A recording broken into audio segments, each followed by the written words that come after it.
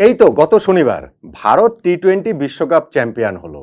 কত কত বছর পর, 17 বছর পর টি-20 বিশ্বকাপ চ্যাম্পিয়ন হয়েছে। আইসিসি টুর্নামেন্টের ট্রফি তারা জিতলো 11 বছর পর। সেটার ইউফোরিয়াতে এখনো পুরো ভারত একেবারে উঠছে। কিন্তু মুদ্রার অন্য পিঠটাও তারা দেখলো জাস্ট এক সপ্তাহ পরে। গত শনিবার বিশ্বকাপ জিতেছে, পরের শনিবার তারা টি-20 ম্যাচে হেরে গেল এমন এক দলের কাছে যারা টি-20 ওয়ার্ল্ড কাপে কোয়ালিফাই করতে পারেনি। জিম্বাবুয়ের কাছে ভারত 13 রানে হেরে গেল 5 ম্যাচের টি-20 সিরিজের প্রথম ম্যাচটাতে। রেকর্ড বইটা কিন্তু এটাই লেখা থাকবে। এখানে লেখা থাকবে না যে ভারত এইখানটাতে তাদের অলমোস্ট না, পুরোপুরি আসলে রিজার্ভ দলটা নিয়ে গেছে, তাদের দ্বিতীয় সারির দলটা নিয়েই গেছে। দেন এগেন ভারতের দ্বিতীয় সারির দলও তো বিশ্বকাপের টপ 4-এ থাকার মতো দল। এরকম একটা ভাবনার জায়গা তো ক্রিকেট বিশ্বে রয়েছে যে ভারতের রিজার্ভ বেঞ্চ এত এত শক্তিশালী। তো সেই দলটা এই যে জিম্বাবুয়ের কাছে হেরে গেল, সেটা কি আসলে ভারতের এই পরবর্তী প্রজন্মের বা তাদের পাইপলাইনে তাদের রিজার্ভ বেঞ্চের শক্তিটাকে কি বিরাট করে প্রশ্নবিদ্ধ করলো না? দেখুন, এই ম্যাচটাতে ভারত একটা সম্পূর্ণ আলাদা দল নিয়ে খেলবে, সেটা খুবই স্বাভাবিক। কেননা ওয়ার্ল্ড কাপটা মাত্র শেষ হয়েছে, সেই ওয়ার্ল্ড কাপ টিমে যারা ছিল সেই টিমের কেউ তো আর এইখানটাতে থাকবে না। হ্যাঁ, রিজার্ভ টিমে যারা ছিল সেইখানকার টিমের প্লেয়াররা এই ম্যাচটাতে ছিল বা এই সিরিজটাতে আছে। শুভমান গিলের নেতৃত্বাধীন যে দলটা, সেই দলটার প্লেয়াররাও কিন্তু মোরললেস এবারের আইপিএলে দুর্দান্তভাবে পারফর্ম করা প্লেয়ার, এবং তার মধ্যে কয়েকজন প্লেয়ার ভারতের বিশ্বকাপ জয়ী যে দলটা, তাদের যে 15 সদস্যের মূল স্কোয়াড, সেই স্কোয়াডে তারা থাকতেই পারতো। ধরেন রিঙ্কু সিং থাকতেই পারতো, ধরেন হচ্ছে কি তারা চমক হিসাবে অভিষেক শর্মাকে নিতেই পারতো, ধরেন এই জায়গাটাতে লেগ স্পিনার হিসেবে রবি বিষ্ণয়কে তারা নিতেই পারতো। এরকম অনেকগুলো অপশনের জায়গা কিন্তু রয়েছে। সো ভারতের যেই দলটা খেলেছে জিম্বাবুয়ের বিপক্ষে, সেই দলটা যে দুর্বল ব্যাপারটা কিন্তু মোটেই সেরকম না। ইনফ্যাক্ট এই ম্যাচের একটা দীর্ঘ সময় জুড়ে বোঝাও যায়নি যে ভারত আসলে ম্যাচটা হেরে যাবে। দীর্ঘ সময় জুড়ে বলতে আমি বলছি প্রথম ইনিংসের কথা। যখন জিম্বাবুয়ে আগে ব্যাটিং করে তারা 115 রান করলো। এখন 115 রান হারারের উইকেটে চ্যালেঞ্জিং টোটাল, কিন্তু 115 কি আর ভারত চেস করতে পারবে না।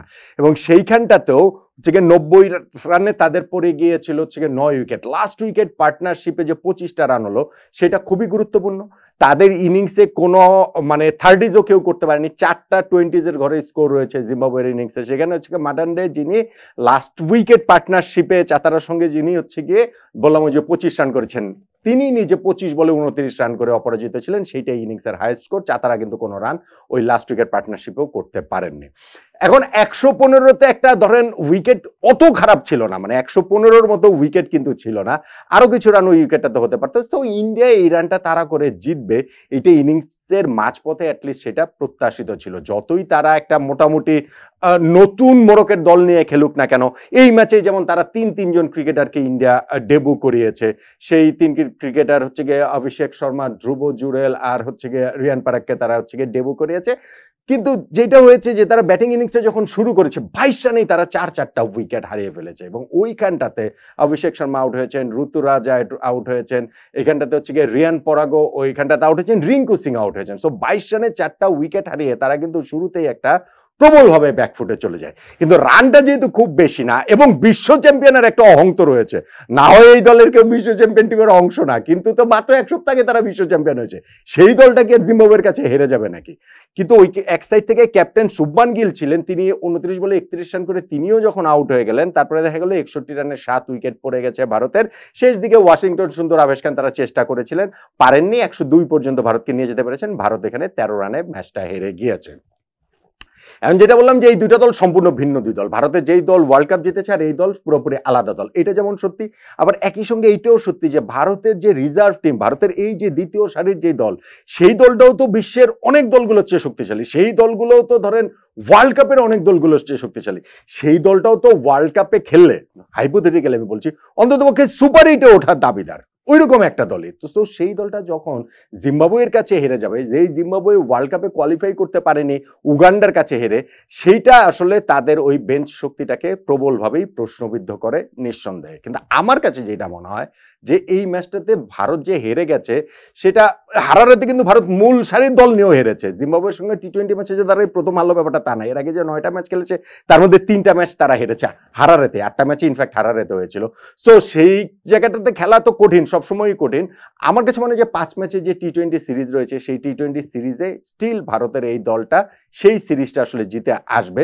যদি সিরিজের বাকি 4টা ম্যাচও ভারত জিতে তাহলেও আসলে খুব অবাক হবার কিছু থাকবে না। কিন্তু কিন্তু যত কিছুই বলি না কেন, যখন বিশ্বকাপ জয়ী একটা দল সেই দলটা বিশ্বকাপে না খেলা একটা দলের কাছে হেরে যায়, তখন সেইটার ওই বিশ্বকাপ জয়টা প্রশ্নবিদ্ধ হয় না, কিন্তু দলটার যে রিজার্ভ শক্তি কতটা, দলটার পাইপলাইন কতটা স্ট্রং, সেইটা নিঃসন্দেহেই প্রশ্নবিদ্ধ হয়। সেই প্রশ্নটা কি ভারত বাকি 4টা ম্যাচে এই সিরিজের ভারতের এই রিজার্ভ দল শুভমান গিলের দল সেই প্রশ্নটা কি উড়িয়ে দিতে পারবে বলে মনে হয় আপনার?